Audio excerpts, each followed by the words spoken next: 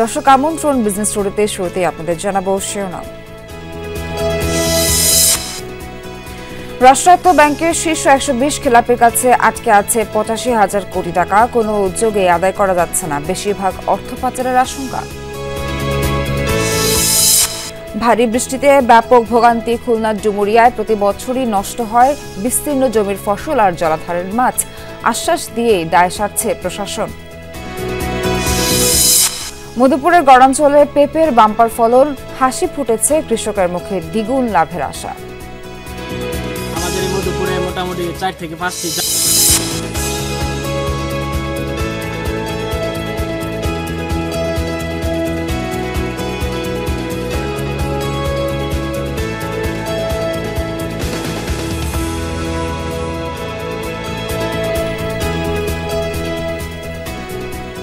দর্শক এতক্ষণ শিরোনাম দেখছিলেন, পুরো খবর জানাবো নাবিলা সোহার। রাষ্ট্রায়ত্ত 6 বাণিজ্যিক ব্যাংকের শীর্ষ 120 খেলাপির কাছে আটকে আছে 85,000 কোটি টাকার বেশি, যা এসব ব্যাংকের মোট ঋণের প্রায় 60%। চেষ্টা করেও ঋণের টাকা আদায় করতে পারছে না ব্যাংক। 8,000 কোটি টাকার লক্ষ্যমাত্রার বিপরীতে জুন পর্যন্ত ব্যাংকগুলোর আদায় মাত্র 128 কোটি টাকা। বিশ্লেষকরা বলছেন ঋণের বেশিরভাগ অর্থ পাচার হয়ে গেছে, যে কারণে আদায় অনেকটাই অনিশ্চিত। বেসরকারি বাণিজ্যিক ব্যাংকের পাশাপাশি লুটপাট হয়েছে রাষ্ট্রায়ত্ত বাণিজ্যিক ব্যাংকেও। ঋণের নামে বের করে নেওয়া হয়েছে হাজার হাজার কোটি টাকা, যা এখন পরিণত হয়েছে খেলাপিতে। রাষ্ট্রায়ত্ত 6 বাণিজ্যিক ব্যাংকের মোট খেলাপি প্রায় 1.5 লাখ কোটি টাকা। এর মধ্যে 85,000 কোটি টাকায় আটকে আছে এসব ব্যাংকের শীর্ষ 120 খেলাপির কাছে। চেষ্টা করেও এসব অর্থ আদায় করতে পারছে না ব্যাংক। 8,000 কোটি টাকা আদায়ের লক্ষ্যমাত্রার বিপরীতে 6 মাসে অর্থাৎ জুন পর্যন্ত আদায় হয়েছে মাত্র 128 কোটি টাকা। যদিও টাকা আদায়ে তৎপরতা অব্যাহত আছে বলে জানান ব্যাংকাররা। বিভিন্ন কমিটি খেলাপি গ্রাহকদের সাথে মিটিং করছে, কথা বলছে। প্রচলিত যে আইনগত পদক্ষেপ, তার পাশাপাশি আমরা সমঝোতার মাধ্যমে আলোচনার মাধ্যমে আমাদের খেলাপি গ্রাহকদের সাথে বসে আমরা খেলাপি ঋণগুলো আদায়ের প্রচেষ্টা অব্যাহত রেখেছি। খেলাপি ঋণে সবচেয়ে নাজুক অবস্থায় জনতা ব্যাংক। শীর্ষ 20 খেলাপি গ্রাহকের কাছে প্রায় 54,000 কোটি টাকা আটকে থাকলেও 6 মাসে আদায় হয়েছে মাত্র 15 কোটি টাকা। অগ্রণী ব্যাংকের আদায় 19 কোটি, আর রূপালী ব্যাংক 90 কোটি এবং সোনালী ব্যাংক আদায় করেছে মাত্র 50 লাখ টাকা। এছাড়া বেসিক ব্যাংক 10 লাখ ও বিডিবিএল এর আদায় 3 কোটি টাকার কিছু বেশি। রাজনৈতিক প্রভাব খাটিয়ে নেওয়া এসব ঋণ আদায় অনেকটাই অনিশ্চিত বলে মনে করেন বিশ্লেষকরা। যেগুলোকে ইচ্ছাকৃতভাবে খেলাপি হয়েছে সেগুলো ডেফিনেটলি, সেগুলো তো অবশ্যই আদায় করা একটু ঝামেলা হবেই, কারণ এটা তো ফান্ড ডাইভার্ট করে আইদার আপনি বিদেশে পাচার করে দিচ্ছেন অথবা আপনি অন্য কোনো কাজকর্ম করে যেখান থেকে ফান্ডগুলো উদ্ধার করার ব্যাপার না। ব্যাংক কর্তৃপক্ষ তো আর কতটুকু তারা পাওয়ারফুল যারা এগুলো করতে পারবে, সেখানে definitely government must come forward. Bangladesh bank বলছে ঋণের টাকা আদায়ে ব্যাংকগুলোকেই উদ্যোগী হতে হবে। প্রয়োজনে আইনের আশ্রয় নেওয়ার কথাও বলেন কেন্দ্রীয় ব্যাংকের মুখপাত্র। আদায় যেভাবে হোক বাড়াতে হবে, এবং আদায় পরিস্থিতি যদি দেখা যাচ্ছে যে আদায় করা যাচ্ছে না, গ্রাহকের সাথে যোগাযোগ স্থাপন করা যাচ্ছে না, সেক্ষেত্রে আইনের আশ্রয় নিতে হবে এবং তাদের যে সকল কোলাটেরাল আছে সেগুলোকে আইনের মাধ্যমে ব্যাংকের করায়ত্ত করে সেগুলো মালিকানা সেগুলো লিকুইড করে দায় কমানো, এই পদক্ষেপ নিতে হবে। ঋণ আদায় বাড়াতে না পারলে ব্যাংকগুলো বড় ধরনের সংকটে পড়বে বলেও আশঙ্কা সংশ্লিষ্টদের। আলমগীর হোসেন, যমুনা নিউজ, ঢাকা। একের পর এক রেকর্ড ভাঙছে স্বর্ণের দাম। প্রতি ভরিতে এবার বাড়ল প্রায় 7,000 টাকা। বাংলাদেশ জুয়েলার্স সমিতি বাজুসের এই নতুন দাম কার্যকর হয়েছে আজ থেকে। বলা হচ্ছে স্থানীয় বাজারে তেজাবি স্বর্ণের দাম বেড়েছে, তাই নতুন করে দর নির্ধারণ করা হলো। সেই অনুযায়ী 22 ক্যারেটের প্রতি ভরি স্বর্ণের দাম 2,09,000 টাকা দাঁড়ালো। 21 ক্যারেটের দাম তার চেয়ে 10,000 টাকা কম, আর 18 ক্যারেটের জন্য গুনতে হবে 1,71,000 টাকা। বিজ্ঞপ্তিতে বাজুস জানায় স্বর্ণের বিক্রয় মূল্যের সঙ্গে 5% ভ্যাট ও সংগঠনের নির্ধারিত ন্যূনতম 6% মজুরি যোগ হবে। এর আগে সবশেষ গত 7 অক্টোবর স্বর্ণের দাম সমন্বয় করা হয়। ইতালির রোমে ওয়ার্ল্ড ফুড ফোরামের সাইডলাইনে তরুণ কৃষি উদ্যোক্তা নারী ও কৃষকদের জন্য সোশ্যাল বিজনেস ফান্ড গঠনের আহ্বান জানিয়েছেন বাংলাদেশের প্রধান উপদেষ্টা ডক্টর মোহাম্মদ ইউনুস। রোববার international fund for agricultural development IFAD এর প্রেসিডেন্ট আলভারো লারিওর সঙ্গে বৈঠকে তিনি আহ্বান জানান। ইউনুস বলেন, এ তহবিল দরিদ্রদের স্বাস্থ্যসেবা সহ সামাজিক সমস্যাগুলো সমাধান করবে এবং নারী, যুবক, কৃষক ও মৎস্য শিল্পের সাথে জড়িতদের মধ্য থেকে উদ্যোক্তা তৈরি করবে। বৈঠকে গভীর সমুদ্রে মৎস্য আহরণ, আম কাঁঠাল রপ্তানি, জলবায়ু সহনশীল কৃষি ও দুগ্ধ শিল্পের সহযোগিতার বিষয়ে আলোচনা হয়। IFAD প্রেসিডেন্ট বাংলাদেশের সামাজিক ব্যবসা উদ্যোগে সহযোগিতার আগ্রহ প্রকাশ করেন।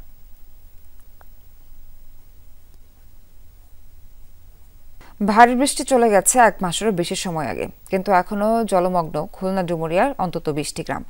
ঘরবন্দি প্রায় 1.5 লক্ষ মানুষ। বর্ষা মৌসুমে প্রতি বছরই নষ্ট হয় জমির ফসল, ভেসে যায় পুকুর, খাল ও খেরের মাছ। ব্যাহত হয় শিক্ষা কার্যক্রম, নাজুক হয়ে পড়ে স্যানিটেশন ব্যবস্থাও।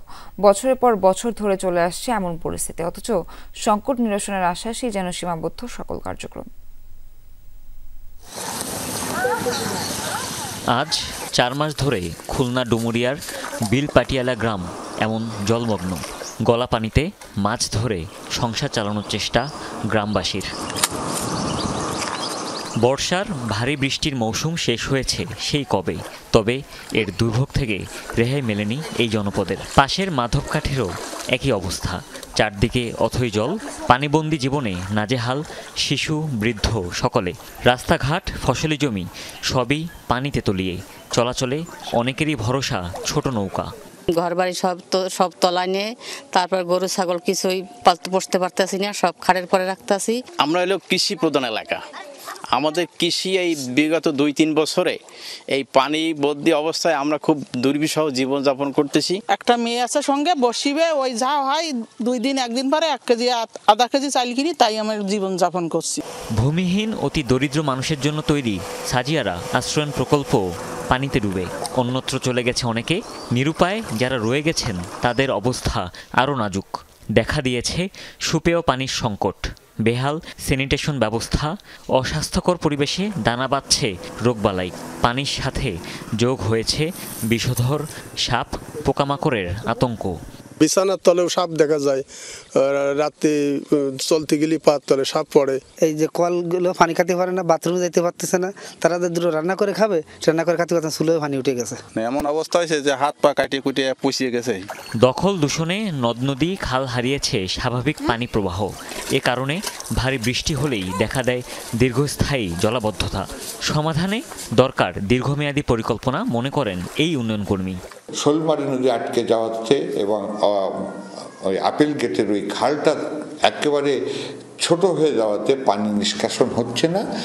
এলাকার মানুষ কিন্তু মানবেতর জীবনযাপন করছে, জলাবদ্ধ জীবনযাপন করছে। এই নদীর সাথে নদীর যে সম্পর্কের কথা বলেছি, বিলের সাথে নদীর যে সম্পর্কের কথা বলেছি, নদীর সাথে খালের যে সম্পর্কের কথা বলেছি, প্রত্যেকটা সম্পর্ককে এখন সুদৃঢ় করার দরকার। দুর্গত এলাকা পরিদর্শন করেছেন জেলা প্রশাসক ও পানি উন্নয়ন বোর্ডের কর্মকর্তারা। জানালেন জনদুর্ভোগ কমাতে কাজ চলছে। আমাদের উপদেষ্টা মহাদেশের কথা বলছি, উনি বলছে সত্য সাপেক্ষে ইআই চলমান আছে আমাদের, ইআই বাস্তবায়ন না হওয়ার পর্যন্ত উনি অনুমোদন করে দিবেন। সেই অনুসারে পরিকল্পনা কমিশনে গিয়েছে। ওটাতে 5টি পাম্প আছে এবং এই রামদিয়া থেকে আমাদের সালতা পর্যন্ত যে চ্যানেলটা আছে, এটা 15.5 কিলোমিটার ড্রেজিং করা হবে। ভিতরে খাল খনন আছে। যারা সকলকে নির্দেশনা দিয়েছি যে যত অবৈধ স্থাপনা আছে এবং যদি কোনো সরকারি নদী বা খাল দখল হয়ে থাকে, সেটা আমরা পর্যায়ক্রমে এবং খুব দ্রুততার সাথে উচ্ছেদ করব। প্রতি বছরই বর্ষা মৌসুমে বিল ডাকাতিয়া, কৃষ্ণনগর সহ অন্তত 20টি গ্রাম প্লাবিত হয়। জলবন্দি হয়ে পড়ে 1.5 লক্ষ মানুষ। হুমায়ুন রশিদ, যমুনা নিউজ। ভোগান্তি কমানোর পাশাপাশি আরামদায়ক যাত্রার উদ্দেশ্যে গোপালগঞ্জ ঢাকা রুটে সরাসরি রেল যোগাযোগের দাবি দীর্ঘদিনের। জেলায় একাধিক শিক্ষা প্রতিষ্ঠান সহ রয়েছে মেডিকেল কলেজ এবং সরকারি বেসরকারি নানা স্থাপনা। তবে এসব প্রতিষ্ঠানে কর্মরতদের সড়ক পথ ছাড়া চলাচলের বিকল্প নেই। তাই নিরাপদ যাতায়াত ও অর্থ সাশ্রয় করতে গোপালগঞ্জ ঢাকা রুটে অন্তত 1 জোড়া ট্রেনের দাবি গোপালগঞ্জবাসীর। স্টেশনের নীরবতা ভেঙে প্রতিদিনই গোপালগঞ্জে আসে রাজশাহী থেকে ট্রেন। জেলার কাশিয়ানী এবং মুকসুদপুর হয়েও খুলনা থেকে ঢাকার পথে চলাচল করে আরও 4টি ট্রেন। জেলায় একটি বিশ্ববিদ্যালয়, মেডিকেল ও টেক্সটাইল কলেজ, ইন্ডাস্ট্রিয়াল কোম্পানি সহ নানা সরকারি বেসরকারি স্থাপনা রয়েছে। এসব প্রতিষ্ঠানে কর্মরতরা প্রতিনিয়ত চলাচল করেন ঢাকা সহ দেশের বিভিন্ন জায়গায়। তাদের একমাত্র ভরসা সড়ক পথ, কারণ গোপালগঞ্জ ঢাকা রুটে নেই সরাসরি কোনো ট্রেন। দীর্ঘদিন ধরেই যা চালু করার দাবি এই অঞ্চলের মানুষের। গোপালগঞ্জের সঙ্গে ঢাকার সরাসরি একটা ট্রেন হলে আমাদের জন্য খুবই ভালো হয়। হাইওয়ে যেসব বাসগুলি চলে সে বাসগুলি কোনো সিস্টেম মতন চলে না। মালামাল যায় এ জায়গা থেকে, অনেক লোকজন যায়, বাসে যেতে হয়, অনেক সময় অনেক প্রতিবন্ধকতার সৃষ্টি হয়। অনেক মানুষ ঢাকা অসুস্থ চিকিৎসা করতে যাচ্ছি, দেখা যাচ্ছে যে আমরা বাসের তো আর রোগীরা যাইতে পারবে না। কাশিয়ানী জংশনের স্টেশন ম্যানেজার জানান, গোপালগঞ্জ ঢাকা রুটে যাত্রীর সংখ্যাও বেশি। এই রুটে ট্রেন চালু হলে সুফল ভোগ করবেন গোপালগঞ্জ ছাড়াও কয়েকটি জেলার বাসিন্দারা। প্রচুর যাত্রী হবে এবং আশা করি যদি গোপালগঞ্জ থেকে কোনো গাড়ি ঢাকার দিকে যায় তাহলে আমাদের লস হবে না, আমাদের প্রচুর লাভই হবে এখানে আমাদের ট্রেনে। সরাসরি গোপালগঞ্জ ঢাকা রুটে ট্রেন চালু করতে সংশ্লিষ্ট কর্তৃপক্ষের কাছে চিঠি দিয়েছে জেলা প্রশাসন। যাত্রীদের চাহিদা পূরণে প্রয়োজনীয় ব্যবস্থা গ্রহণের আশ্বাস জেলা প্রশাসকের। ভাঙা এক্সপ্রেসওয়েতে যে গাড়িগুলো চলে সেগুলো কিন্তু এই অঞ্চলে এসে প্রচণ্ড অ্যাক্সিডেন্টের মুখোমুখি হয়, কিন্তু ট্রেন চালু হলে গোপালগঞ্জবাসী শুধু নয়, এই আত্র অঞ্চলের বিভিন্ন জেলার এবং উপজেলার মানুষ তারা কিন্তু অত্যন্ত উপকৃত হবে। গোপালগঞ্জ ঢাকা রুটে অন্তত এক জোড়া ট্রেন চলাচলের অনুমোদন দিবে কর্তৃপক্ষ, এমন প্রত্যাশা জেলাবাসীর। সাইফ আহমেদ, যমুনা নিউজ। ব্যাংক থেকে উদ্ধৃত ডলার কিনে নিচ্ছে বাংলাদেশ ব্যাংক। গত জুলাই এখন পর্যন্ত কেনা হয়েছে 2 বিলিয়নের বেশি। বলা হচ্ছে মুদ্রাবাজার স্থিতিশীল রাখতে এই উদ্যোগ, এর প্রভাবে বৈদেশিক মুদ্রার রিজার্ভ বেড়ে এখন 31 মাসের মধ্যে সর্বোচ্চ। বাংলাদেশ ব্যাংকের তথ্য বলছে এই মুহূর্তে রিজার্ভের পরিমাণ প্রায় 32 বিলিয়ন ডলার। আর আন্তর্জাতিক মুদ্রা তহবিল IMF এর ব্যালেন্স অফ পেমেন্ট ম্যানুয়াল 6 অনুযায়ী রিজার্ভ প্রথমবার 27 বিলিয়ন ডলার ছাড়িয়েছে। ডলার কেনার বিপরীতে ব্যাংকগুলোকে 25,000 কোটি টাকার বেশি দিয়েছে বাংলাদেশ ব্যাংক। এতে দর স্থিতিশীল থাকার পাশাপাশি বাজারে তারল্য বেড়েছে। এক্ষেত্রে নজর রাখতে হবে মূল্যস্ফীতি।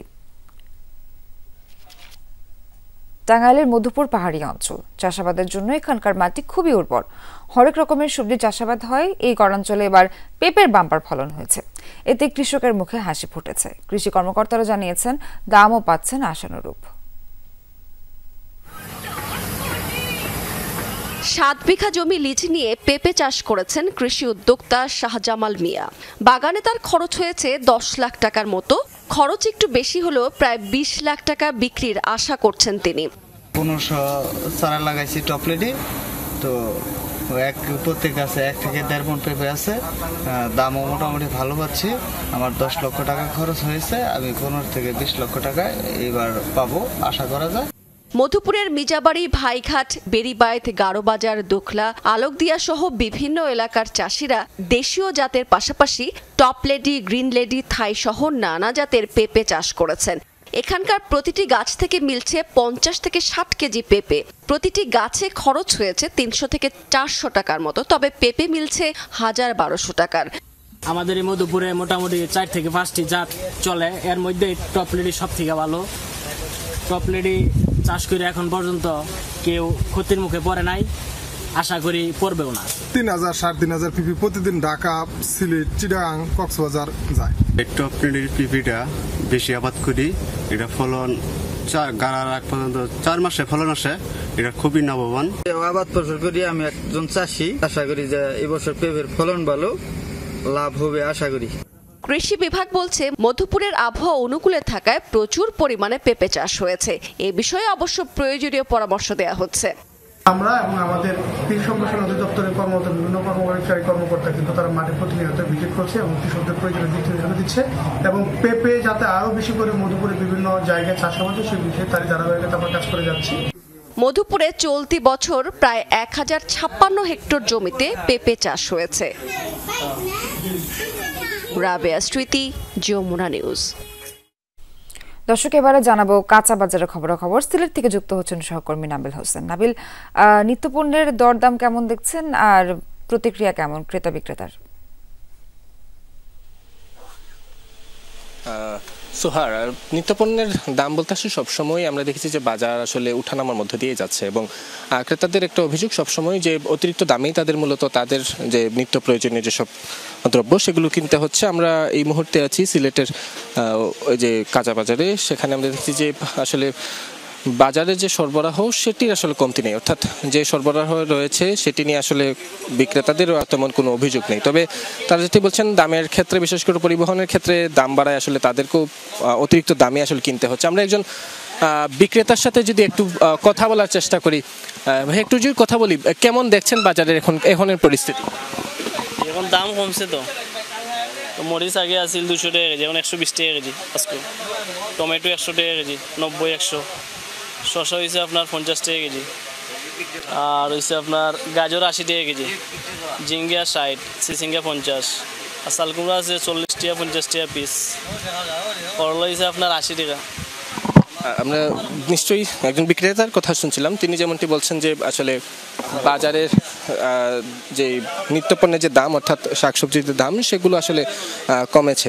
তবে আমরা ক্রেতাদের কথাও শোনার চেষ্টা করব যে তারা আসলে কি বলছেন, তাদের আসলে একটু কথা বলার চেষ্টা করব। যে একটু যদি আপনাদের সাথে কথা বলার চেষ্টা করি, বাজারের কি পরিস্থিতি দেখছেন? দাম জি, বর্তমানে আগের তুলনায় এখন শীত আসে নাই তো, আগের তুলনায় দ্রব্যমূল্যের এখন একটু ঊর্ধ্বগতি আর কি বেশি। আগের তুলনায় দামগুলো এখন মোটামুটি অনেক বেশি। আশা করা যায় যে আপনার শীত আসলে দাম কিছু কমবে আর কি, আমরা এই আশাতে আছি আপাতত। আর আগের তুলনায় এখন সবজির দাম অনেক বেশি আর কি, মোটামুটি অনেকটাই বেশি। কি কি সবজি কেমন দাম বেশি একটু? যেমন এই যে টমেটো আছে, তারপরে শিম আছে, এগুলা দেখা যায় যে একটু প্রাইসটা একটু বেশি আর কি আগের তুলনায়। কেজিতে কেমন কত টাকা করে বাড়ছে গত এক সপ্তাহ বা এক মাস? এখন বর্তমানে টমেটো কেজি চলতেছে আপনার 120 টাকা, শিম 120, 110। তো এটা আগে 50 টাকা 60 টাকা করে আমরা পাইতাম আর কি, বর্তমানে এখন প্রায় দ্বিগুণ আর কি। আমরা যেটি শুনছিলাম যে একদিকে যেমন বিক্রেতারা যেটি বলছেন যে দাম কমেছে, কিন্তু ক্রেতাদের যে অভিযোগ সেটি আমরা নিশ্চয়ই শুনলাম যে তারা বলছেন যে দাম আসলে বেড়েছে। এবং যেহেতু এখনো আসলে সবজি বা অন্যান্য যে মূল যে মৌসুম, সেই মৌসুমটা শীতের মৌসুমটা শুরু হয়নি, ফলে সেই দাম বৃদ্ধির বিষয়টি আসলে তারা বলছেন।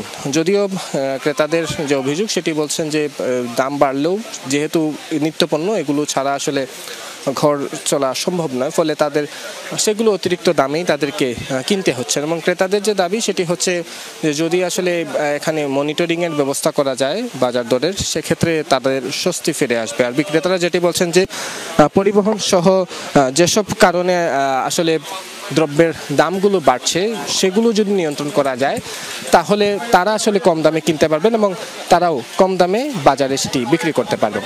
সোহার। নাবিল, আপনাকে অনেক ধন্যবাদ। দর্শক, সেই সাথে শেষ করছি বিজনেস টুডের এখনকার আয়োজন। সঙ্গে থাকার জন্য ধন্যবাদ সবাইকে।